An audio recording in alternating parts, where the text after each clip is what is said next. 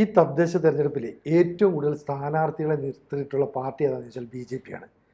ഇത്രയധികം സ്ഥാനാർത്ഥികൾ എങ്ങനെ ബി ജെ പി കിട്ടിയെന്ന് നമുക്ക് അത്ഭുതമാണ്. പക്ഷേ എന്നിട്ടും പല മേഖലകളിലും ബി ജെ പിക്ക് സ്ഥാനാർത്ഥികൾ ഇല്ല എന്നുള്ളതും വാസ്തവമാണ്. അപ്പോൾ ഒരു വശത്ത് വളർച്ച കാണിക്കുന്നു, ഒരു വശത്ത് തളർച്ച കാണിക്കുന്നു. ഒരു കാലത്ത് ബി ജെ പിയുടെ സ്ഥാനാർത്ഥികളെന്ന് പറയാൻ പോലും ആളുകളില്ലായിരുന്നു. മീൻസ് വോട്ടർമാർ പോലും ഇല്ലാത്ത ബൂത്തുകളൊക്കെ ഉണ്ടായിരുന്നു. ഇപ്പോൾ ഒരുപാട് മാറ്റങ്ങളുണ്ടായെന്ന് പറയുമ്പോഴും സി പി എമ്മിനെ അല്ലെങ്കിൽ കോൺഗ്രസിനെയൊക്കെ മറികടക്കാൻ ബി ജെ പിക്ക് സാധിക്കുന്നുണ്ടോ? മറികടക്കാൻ സാധിക്കുന്നുണ്ടോ എന്ന് ചോദിച്ചാൽ ഇപ്രാവശ്യം കൂടെ അത് നടക്കുമെന്ന് എനിക്ക് തോന്നുന്നില്ല. നമ്മൾ പറയുമ്പോൾ ഇവിടെ കാലാകാലങ്ങളായിട്ട് സിനിജി പറഞ്ഞതുപോലെ ഒന്ന് Congress, U D F, L D F. അതിനകത്ത് ഈ പറയുന്ന യു ഡി എഫിനകത്ത് പ്രബല പാർട്ടിയാണ് കേരള കോൺഗ്രസ്. പണ്ട് നമ്മൾ കണ്ടുകൊണ്ട് ഇപ്പോൾ അതൊന്നുമില്ല. മാണി ഗ്രൂപ്പ് ഉണ്ട്, അല്ലെങ്കിൽ ഇപ്പോൾ അതൊക്കെ ഇപ്പുറത്ത് പോകുന്നില്ല. അല്ലെങ്കിൽ മുസ്ലിം ലീഗ് ഇപ്പോഴും ശക്തമായിട്ട് അവരുടെ പ്രദേശത്ത് അവർക്ക് അവരുടേതായ സാന്നിധ്യമുണ്ട്. ഈ സി പി എം കഴിഞ്ഞാൽ ഏറ്റവും കൂടുതൽ സ്വന്തമായിട്ട് ആരും സഹായിച്ചില്ലെങ്കിലും ജയിക്കാൻ പറ്റുന്ന കുറേ സീറ്റുകളുള്ള പാർട്ടി കോൺഗ്രസിന് പറ്റത്തില്ല. സി പി എമ്മിന് പറ്റും, കണ്ണൂർ ചില മേഖലയിൽ പറ്റും, ഇവർക്ക് അവരുടെ മേഖലയിലും പറ്റും. അപ്പം ഇതിനകത്ത് നിന്ന് വ്യത്യസ്തമായിട്ട് ഇവിടെ കേരളത്തിൽ മൂന്നാമതൊരു മുന്നണിയായിട്ട് വന്നതാ ബി ജെ പി. കാരണം 6% വോട്ടുണ്ടായിരുന്ന ബി ജെ പി ഇപ്പം നമ്മൾ നോക്കുമ്പോൾ ഏതാണ്ട് 17% കഴിഞ്ഞ ലോക്സഭയിൽ വന്നപ്പോൾ. അപ്പോൾ ഇപ്പോൾ അവരുടെ താല്പര്യം അല്ലെങ്കിൽ അവരുടെ ഡയറക്ഷൻ അമിത്ഷാ ഉൾപ്പെടെയുള്ളവർ വന്ന് പറഞ്ഞിട്ട് പോയതെന്ന് പറഞ്ഞാൽ 20% വോട്ട് ഉണ്ടാക്കിയിരിക്കണം ഈ തദ്ദേശ തെരഞ്ഞെടുപ്പിൽ. അതിനുശേഷം അത് 30 പോകണം. അപ്പം നിങ്ങൾ ബി ജെ പി ഒഴിവാക്കി, അല്ലെങ്കിൽ ഇതുവരെ എൽ ഡി എഫും യു ഡി എഫും ആയിരുന്നെങ്കിൽ ഇനി ബി ജെ പിയും കൂടെ ഉണ്ട്. അപ്പം 30-90 അറിയാം മത്സരം ആരാണ് ത്രികോണ മത്സരത്തിലേക്ക് വരും. അതേ രീതിയിലേക്ക് പോകും. അപ്പോൾ ഇതിന് പ്രാവശ്യം ഇവിടെ 8000 സീറ്റിനകത്ത് ബി ജെ പിക്ക് സ്ഥാനാർത്ഥി ഇല്ലെന്നാണ് പറയുന്നത്. പക്ഷേ കഴിഞ്ഞ പ്രാവശ്യം നമ്മളിപ്പോൾ അത് പറയുമ്പം ഇത് വാർത്ത മാത്രമേ നമ്മൾ കാണത്തുള്ളൂ. കഴിഞ്ഞ പ്രാവശ്യം ചിലപ്പോൾ 10000 സീറ്റിനകത്ത് കാണത്തില്ലായിരിക്കും. ഇപ്പോൾ 2000 സീറ്റോട് ഫില്ല് ചെയ്തിട്ടുണ്ടാവും. അതായാലും വ്യത്യാസം മാത്രം. ഈ ബി ജെ പി ഇപ്പം നമ്മൾ എത്ര പറയുമ്പോഴും ബി ജെ പിക്ക് അകത്ത് ഇവിടെ എന്തൊക്കെ പ്രശ്നമുണ്ടെന്ന് പറയുമ്പോഴും അതെല്ലാ പാർട്ടിക്കകത്തും ഉണ്ട്, ബി ജെ പിക്കകത്തും ഉള്ളൂ. അപ്പം എല്ലാ പാർട്ടിക്കകത്തും ഉണ്ടെന്നും മറ്റു 2 പാർട്ടിക്കകത്തെന്ന് പറഞ്ഞാൽ പാർട്ടി പലവട്ടം അധികാരത്തിലിരുന്നിട്ടുള്ള പാർട്ടിയാണ്. ഇപ്പോഴും വ്യക്തമായ സ്വാധീനം ഇവിടെ പലയിടത്തും ഉള്ളതാണ്. അല്ലെങ്കിൽ ഈ പറയുന്നത് പോലെ ഇപ്പം 8000 ഇടത്ത് മത്സരിക്കാൻ സ്ഥാനാർത്ഥി പഞ്ചായത്തില്ലെന്ന് പറയുമ്പം 140 ഇടത്ത് കൃത്യമായിട്ട് ജനമറിയാവുന്ന പ്രദേശത്ത് അംഗീകരിക്കപ്പെട്ട സ്ഥാനാർത്ഥികളെ ഇപ്പോഴും അവതരിപ്പിക്കാൻ ബി ജെ പിക്ക് പറ്റുന്നില്ല. പക്ഷെ മറ്റു 2 പാർട്ടിക്കും ആവശ്യം പോലെ 1-3 വീതം നിൽക്കുക. അപ്പൊ ആ സമയത്ത് അതിനകത്ത് അടി നടക്കുന്നേ. ഇതിനകത്ത് ഇതിന്റെ ബാലിശമായ അല്ലെങ്കിൽ വളർന്നു വരുന്ന സമയത്ത് വിഷയമാണ് 27 ഗ്രൂപ്പാണെന്നാണ് പറയുന്നത്. അപ്പോൾ അത് ശ്രദ്ധിക്കേണ്ട കാര്യമാണ്. അതിന് ഇവിടുത്തെ ആ പ്രശ്നം പരിഹരിക്കുന്നതിന് വേണ്ടി ഏറ്റവും അവസാനത്തെ സംസ്ഥാന പ്രസിഡന്റിനെ വരെ കൊണ്ടുവന്നത് അതവിടെ നിൽക്കട്ടെ. അപ്പോൾ ഇതിനകത്ത് പിന്നെ പഞ്ചായത്ത് തെരഞ്ഞെടുപ്പിൻ്റെ ഒരു പ്രത്യേകത എന്ന് പറഞ്ഞാൽ പഞ്ചായത്ത് തെരഞ്ഞെടുപ്പിന് ആ പ്രദേശത്ത് ആൾക്കാർ അംഗീകരിക്കുന്ന സ്ഥാനാർത്ഥിയാണ് പ്രശ്നം. അത് പാർട്ടിക്കപ്പുറം. അതിനകത്ത് ഇപ്പോഴും മുമ്പേ വരും, അല്ലെങ്കിൽ ഏറ്റവും മുമ്പേ നിൽക്കുന്ന പാർട്ടി സി പി എം ആകുന്നത് എന്താ, എല്ലാ പ്രദേശത്തും അവർ ഈ പറയുന്ന പോലെ ആഴത്തിലിറങ്ങി ഇപ്പോഴും നിൽക്കുക. എത്ര അഴിമതിയാണെന്ന് പറഞ്ഞാലും അടി കൊടുക്കുന്നവരാണെന്ന് പറഞ്ഞാലും പ്രശ്നമാണെന്ന് പറഞ്ഞാലും സാധാരണക്കാരൻ്റെ കൂടെ ജനങ്ങളുടെ വിഷയത്തിനകത്ത് ഇടപെടാൻ ആദ്യം നിൽക്കുന്ന പാർട്ടി സി പി എം ആണ്. അപ്പോൾ അവർക്ക് സ്ഥാനാർത്ഥികളുണ്ടാവും. ഹിതപരിശോധന വരുമ്പം ബാക്കരം കൊച്ചാണെന്ന് നമ്മുടെ കൂടെ എപ്പോഴും ഉണ്ട്. എന്താ പറഞ്ഞാലും ബാക്കർ കൊച്ചാണ് ഇച്ചിരി കള്ളുമോ കുടിക്കുമായിരിക്കും, അല്ലെങ്കിൽ ഇച്ചിരി പ്രശ്നമൊക്കെ ഉണ്ടാക്കുമായിരിക്കും, എന്ന് വെച്ചാൽ അല്ലെങ്കിൽ ഇച്ചിരി പൈസയൊക്കെ എഴുതുന്നതിലും ഉണ്ട്. എന്നാലും നമ്മുടെ ഒരു വിഷയം വരെ ബാക്കർ കൊച്ചാണ് എന്ന് പറയുന്ന ഒരു ശരിയാ. അപ്പോൾ അത് പഞ്ചായത്ത് അപ്പം അതിന് തുലനം ചെയ്യുമ്പോൾ അങ്ങനെ വരുമ്പോൾ അവരുടെ എണ്ണം കൂടുമ്പോൾ ഈ തെരഞ്ഞെടുപ്പിന് ശേഷം പരിശോധിക്കുമ്പോൾ ഏറ്റവും കൂടുതൽ ജില്ലാ പഞ്ചായത്ത് അംഗങ്ങളും അല്ലെങ്കിൽ ജില്ലാ പഞ്ചായത്തിൽ ഗ്രാമപഞ്ചായത്ത് അംഗങ്ങളും ഗ്രാമപഞ്ചായത്തുകളും ഉണ്ടാവാൻ സാധ്യതയുള്ളത് സി പി എമ്മിന് തന്നെ.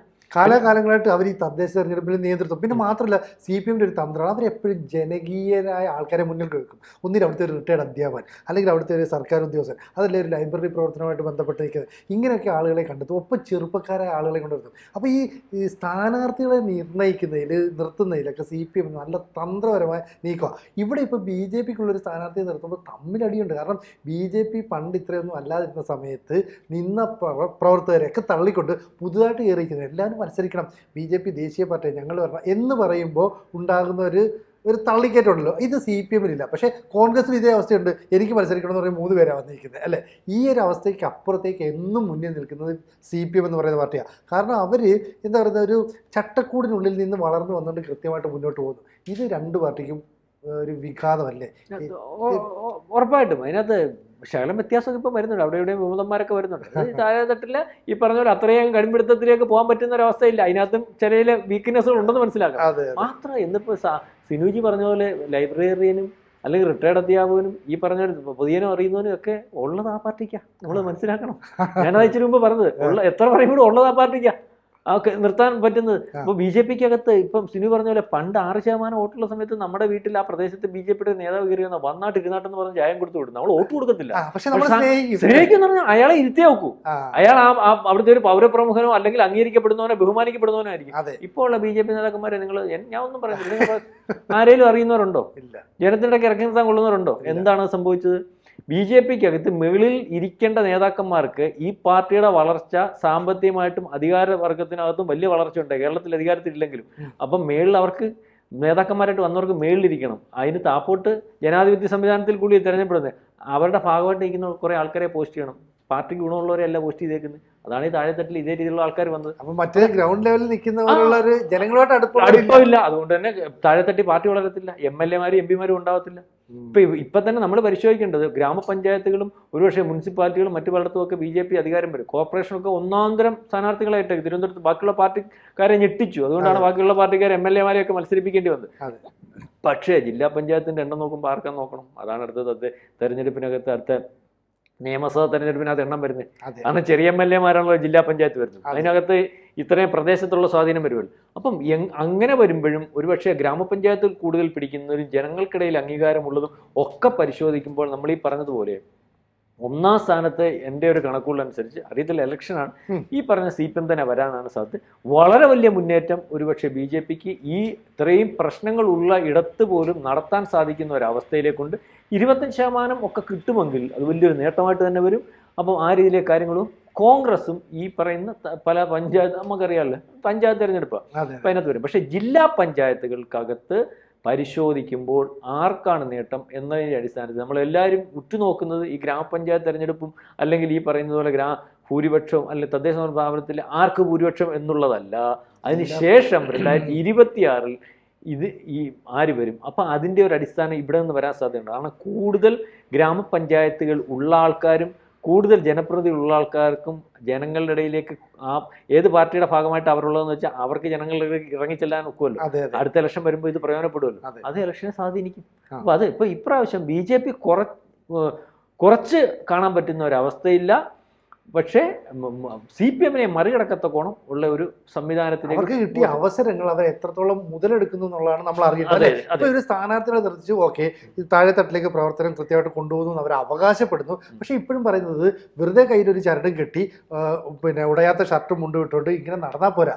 ജനങ്ങളുടെ ഇടയിലേക്ക് ഇറങ്ങിച്ചെന്ന് അവരുമായിട്ട് സമ്പർക്കം പുലർത്തണം. അല്ലാതെ മസിൽ പിടിച്ചുകൊണ്ടിരിക്കുന്ന നേതാക്കളെ ഒരു കാലത്തും ജനങ്ങൾ അംഗീകരിച്ചില്ല. കാരണം ഇത് തദ്ദേശ തെരഞ്ഞെടുപ്പ്. ഒരു ബ്ലോക്കിൽ അല്ലെ നമ്മുടെയൊക്കെ ഒരു വാർഡെന്ന് പറഞ്ഞാൽ 1000 പേരല്ല 1200 പേരാ, അത് 700 പേര് വരെയുള്ളതുണ്ട്. അവർക്ക് പരസ്പരം അറിയാം. ഇതിൽ തന്നെ ഒരു പകുതിയിലേറെ ആളുകൾക്ക് പരസ്പരം അതിൻ്റെ സ്ഥാനാർത്ഥിയെ നേരിട്ടറിയാവുന്നതാണ്. അപ്പോൾ അവിടെ രാഷ്ട്രീയ ബന്ധങ്ങൾക്ക് അപ്പുറത്തേക്ക് വ്യക്തിബന്ധങ്ങൾക്ക് സ്വാധീനമുണ്ട്.